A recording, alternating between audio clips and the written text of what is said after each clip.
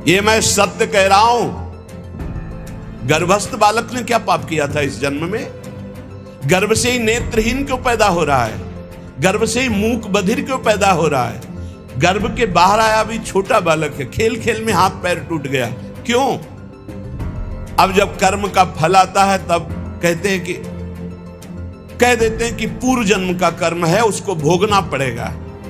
बहुत बार समझाने पर भी अज्ञानी जीव तर्क नहीं छोड़ता है। कौन है गिरिराज जी को उठा ले, उठा के दिखावे गिरिराज जी है तो सब में श्री कृष्ण। कोई कृष्ण की समानता कर सकता है?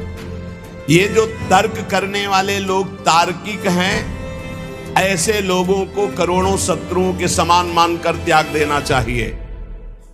ये सबसे ज्यादा भक्ति में बाधा पहुंचाती, भक्ति में, ज्ञान में, किसी भी योग में। गीता जी में भगवान ने कहा है, ज्ञानियों का नित्य बैरी है काम, कभी ना घाने वाला महापापात्मा, इसको मार डालो अर्जुन। जो भगवत मार्ग में चलते हैं, बहुत ये गूढ़ विषय है।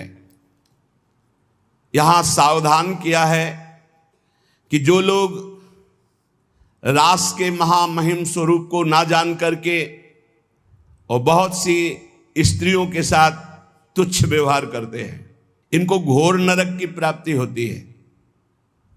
पूज्य भाई जी से हनुमान प्रसाद पोद्दार जी महान भाव में डूबे हुए, जो राधा बाबा जैसे सन्यासी को भी प्रेम रंग में रंग दिया और जिनकी कलम ने लाखों को भगवत प्राप्ति करा दी, वो बोल रहे हैं, ये मैं सत्य कह रहा हूं। सारा संसार परमात्मा स्वरूप है, इसमें मुझे कोई संशय नहीं है। लेकिन जो परमात्मा श्री कृष्ण का स्वांग बनाना चाहता है और पराई स्त्रियों से गंदा आचरण करता है, इनकी घोर दुर्गति नरक में होती है। मुझे कोई संशय नहीं कि पशु पक्षी कीट पतंग जड़ चैतन्य इनमें श्री कृष्ण नहीं है, पर श्री कृष्ण लीला का अनुकरण करने की सामर्थ्य नहीं है, ये सब अंश स्वरूप हैं। कौन है गिरिराज जी को उठा ले, उठा के दिखावे गिरिराज जी है तो सब में श्री कृष्ण। कौन है कि एक भयानक विषधारी सर्प के फणों का बार बार प्रहार हो रहा है, सर्प उगिल रहा है, विष, ऐसा विष जो पूरा काली दह विष से युक्त है कि पक्षी उड़ जाए तो मर जाए गिर करके, ऊपर से उड़ जाए, और भगवान को वो काट रहा है, कोई फर्क नहीं पड़ रहा। कौन ऐसा है जो दावानल को अपने मुख में पी ले?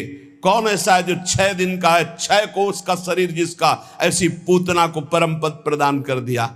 कौन ऐसा है घासुर बकासुर बड़े बड़े दिग्विजयी कंस आदि को मार के फेंक दिया? कोई कृष्ण की समानता कर सकता है? इसलिए भगवान श्री कृष्ण की आज्ञा का पालन किया जाए। ये रास का अनुकरण जो गंदी भावना से करते हैं, इनकी बहुत बड़ी दुर्गति होती है। ये मलिन गंदे काम राज्य को रास नहीं कहते हैं। पांच भौतिक जहां देह ही नहीं है, जहां देह के अंग ही नहीं है, वहां काम लीला कैसे हो सकती है? चिदानंद शरीर में पांच भौतिक विकार नहीं होते। काम का प्रवेश पांच भौतिक शरीर में होता है, ना कि चिदानंद देह में। आत्मज्ञानी कैवल्य मोक्ष पद प्राप्त महापुरुषों में भी काम का प्रवेश नहीं होता, फिर प्रेमी महापुरुषों में, फिर भगवान में। गोपियां साक्षात श्री कृष्ण हैं। जैसे श्री कृष्ण सच्चिदानंद ऐसे गोपी सच्चिदानंद, जैसे आत्मा सच्चिदानंद ऐसे गोपी सच्चिदानंद। जो भगवान श्री कृष्ण की लीला का इस तरह उपहास करते हैं, पराई स्त्रियों को अपने प्रेम संबंध की भावना से, ऐसा तो नरक की तैयारी कर रहे हैं, नरक यंत्रणा की तैयारी कर रहे हैं। अरे जहां प्रेम महाप्रेम केवल है, वहां कोई कामना कोई वासना, जगत का कोई भी जीव आत्मेंद्रिय तृप्ति की इच्छा के बिना, चाहे वो कितना भी बड़ा साधक हो, एक क्षण भी नहीं रह सकता। आत्मेंद्रिय तुष्टि। और गोपीजन श्री कृष्ण सुख में स्थित, बहुत ऊंची स्थिति। और गोपीजन कोई स्त्री हैं, उनके शरीर तो पतियों के पास विराजमान है, घर में विराजमान, सब चिदानंद देह से भगवान। जब भगवान अवतार लेते हैं तो भूमि भी चिदानंद होती है, माता पिता परिकर सब चिदानंद होते, खगमृग पशु पंछी सब चिदानंद होते। और आपको पता होना चाहिए कि ये गोपियां जो प्रकट हुई, बड़े बड़े ब्रह्म ऋषि जो तपस्या कर रहे थे, वो भगवान से वरदान मांगे और गोपी आकर बने। जो इस लोक में इस महान परम पावन भक्ति का दुरुपयोग करते हैं, वो परलोक में नरक की यंत्रणा, इस लोक में निंदा भय क्लेश कष्ट प्राप्त करते हैं।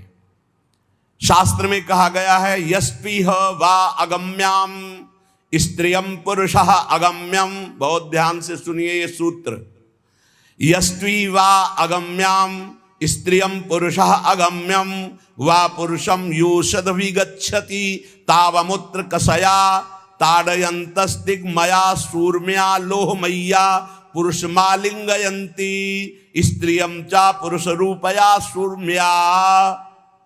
यदि कोई दूसरे की स्त्री से छल कपट करके व्यवहार बना करके उसके साथ संभोग करता है तो उसे लोहमयी जलती हुई स्त्री से बहुत काल तक आलिंगन कराया जाता है, वैसे चेष्टा कराई जाती है। यस्वी वा अगम्याम स्त्रियम पुरुषः अगम्यम वा पुरुषम योषधवगच्छति तावमुत्र कसया ताडयन्तस्तिग्मया सूर्म्या लोहमय्या पुरुष मालिंगयति। पुरुष माल, उस पुरुष को नरक में ऐसी यंत्रणा। और जो स्त्री अपने पति को धोखा देकर दूसरे पुरुष का, तो वो चा पुरुष रूपया सूर्म्या, वो पुरुष रूप लोह से जलती हुई लोहे की मूर्ति, उससे उसको आलिंगन बहुत वर्षों तक कराया जाता है। नरक में भीषण यंत्रणा उसको प्राप्त होती है। इस नरक का नाम है तप्त शूर्मी नरक। और फिर इसके बाद जब उसका जन्म होगा तो भयानक भयानक रोगों से पूरा जीवन पीड़ित रहेगा, जो दूसरी माताओं बहनों के साथ बेविचार करता है। अब जब कर्म का फल आता है तब कह देते हैं कि पूर्व जन्म का कर्म है, उसको भोगना पड़ेगा। हमारे साथ भगवान अन्याय कर रहा है, हमने कोई पाप कर्म नहीं किया। अगर कर्म का फल नहीं है तो गर्भ से ही बालक अपंग कैसे पैदा हो रहा है? गर्भस्थ बालक ने क्या पाप किया था इस जन्म में? गर्भ से ही नेत्रहीन क्यों पैदा हो रहा है? गर्भ से ही मूक बधिर क्यों पैदा हो रहा है? गर्भ के बाहर आया भी छोटा बालक है, खेल खेल में हाथ पैर टूट गया, क्यों? कौन सा अपराध उसने अभी किया है? ये पूर्व का है। नहीं, पूर्व का क्या प्रमाण है कि उसका जन्म हुआ है? नहीं, लाखों बार जन्म हुआ है। अगर प्रमाण ही देखना है तो देखो, भय प्यार प्राण पोषण, इसका पूर्वाभ्यास उसको है। पुचकारो छोटे से बालक को, वो किलकारी मारेगा। ये किसने सिखाया है कि ये प्यार का लक्षण है? ऐसे करो, वो रोने लगेगा। ये किसने, ये भय का लक्षण है। और उसके मुख में दुग्ध लगा दो, पीने लगेगा, प्राण पोषण। ये कैसे जाना? किसने सिखाया है कि देखो ये तुम्हारे मुंह पे जब लगाया जाएगा इसको तुम्हें पीना है? उसको ज्ञान है क्या? लेकिन जे ही मुख में लगाते हो पीना शुरू कर दे, पूर्वाभ्यास है। बहुत बार समझाने पर भी अज्ञानी जीव तर्क नहीं छोड़ता है। अरे पापाचरण छोड़ दो, पापाचरण करने से कई जन्मों तक आपको दुख भोगना पड़ेगा। एक एक पाप का बहुत जन्म तक दुख भोगना पड़ेगा। और यह कर्म बहुत बलवान होता है, बहुत प्रबल होता है। बड़ी कृपा भगवान की है जो बड़े भारी कर्मों का हिसाब हमें छोटे में दे करके भुगता रहे हैं।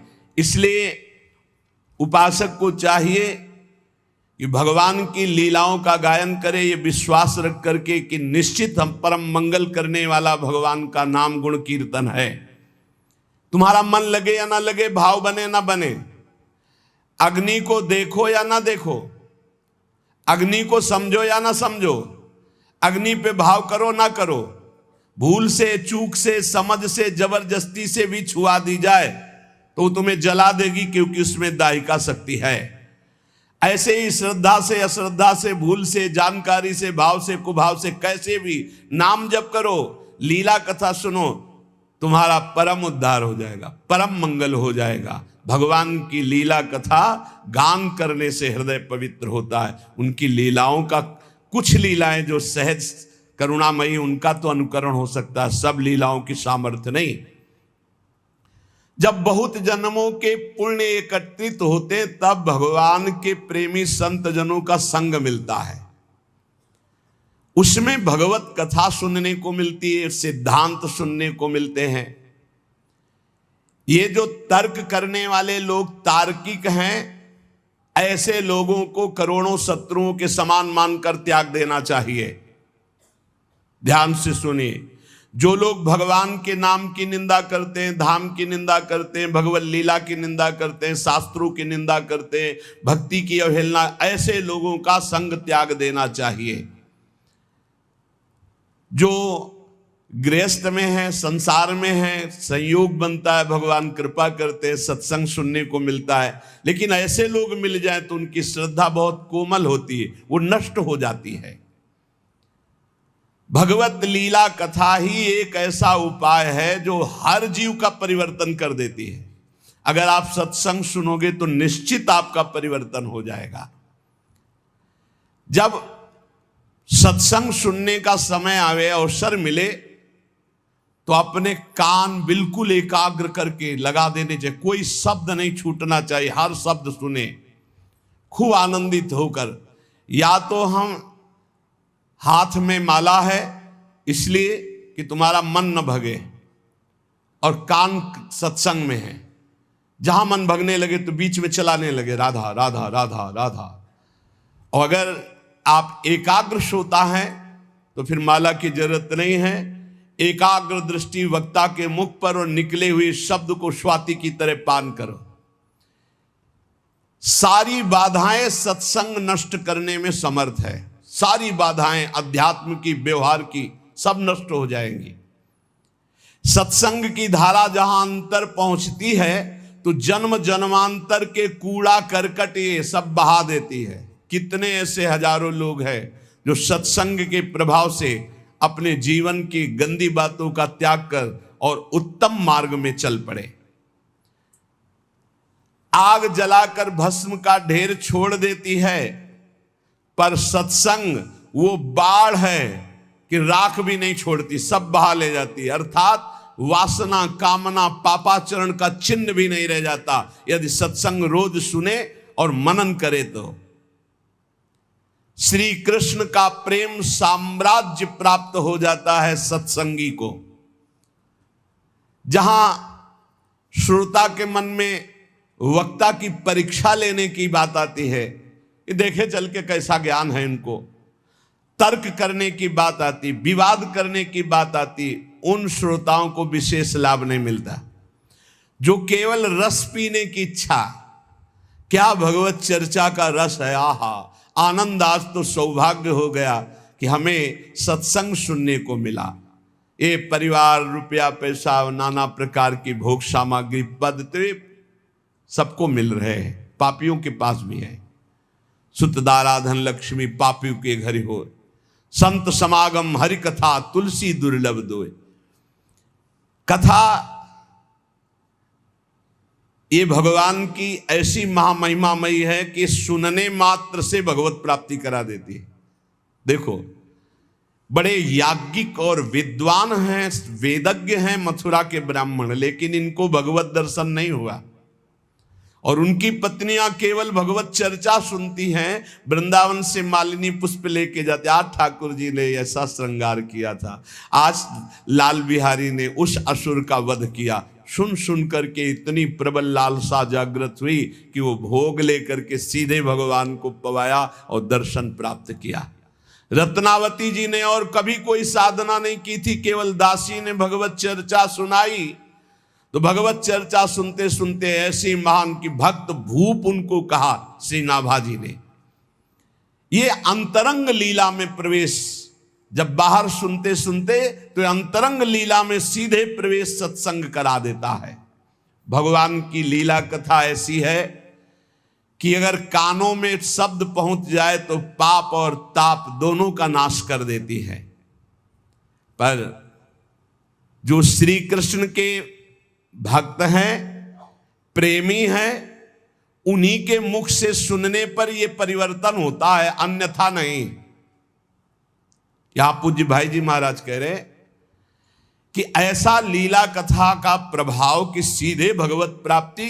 तो जो श्री कृष्ण के भक्त हैं, प्रेमी हैं, जो रुपया के भक्त नहीं, मान प्रतिष्ठा के भक्त नहीं, व्यवहार के भक्त नहीं, केवल परमार्थ के भक्त हैं, उनको ये वाणी में उनमें प्रवीणता होती है, यह सामर्थ्य होती है कि जीव के स्वभाव का परिवर्तन मर्दन करके उसमें भागवतिक स्वभाव प्रकाशित कर देना।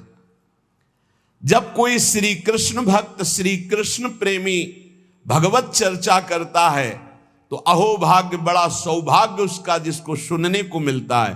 तब उसके पाप ताप सब भस्म हो जाते हैं, क्योंकि उनकी वाणी श्री कृष्ण से जुड़ी हुई है, उनका चित्त श्री कृष्ण से जुड़ा हुआ है। अतएव जो शब्द उच्चारण करते हैं उसमें श्री कृष्ण की सामर्थ्य होती है और जीव का परिवर्तन कर देती है।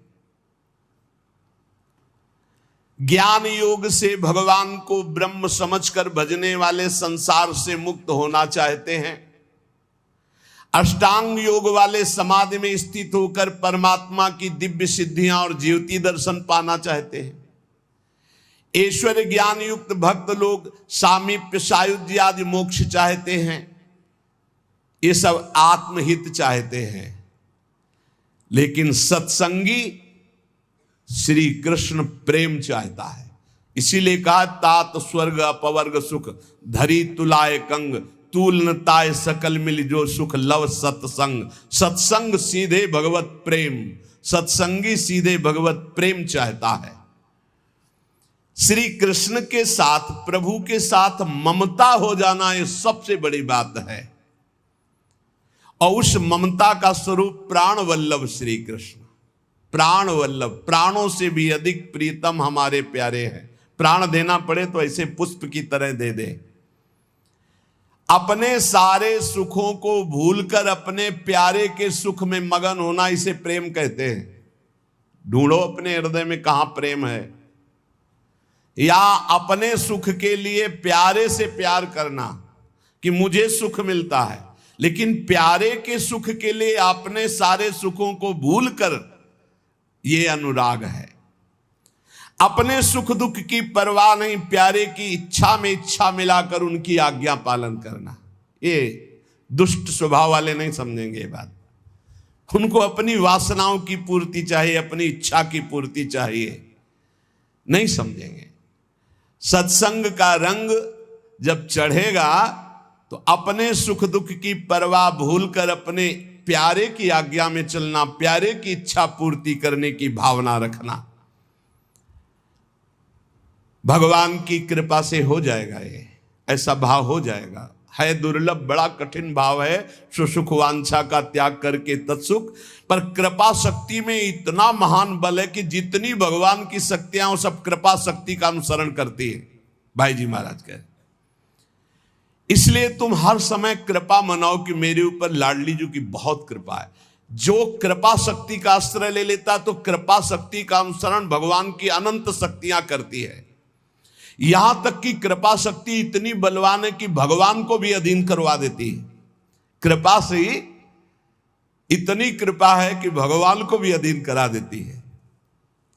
भगवान बंधन स्वीकार कर लेते हैं भक्त का कृपा से।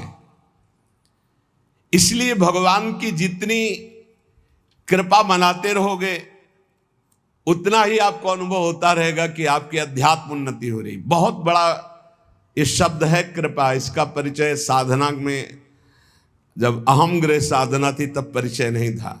कृपा बहुत बड़ा, कृपा से सब कुछ हो जाता है, सब कुछ कृपा से हो जाता है। बस हर समय अनुभव करते रहो। श्रीमद् भागवत में लिखा है कि श्लोक में अर्थ है उसका ये है कि जो हर समय भगवान की कृपा मनाता रहता है, जो दुख सुख आता है उसे भोग लेता है और भगवान की स्मरण में तन्मय रहता, कृपा मनाते, बड़ी कृपा। दुख आया तो बड़ी कृपा, सुख आया तो बड़ी कृपा,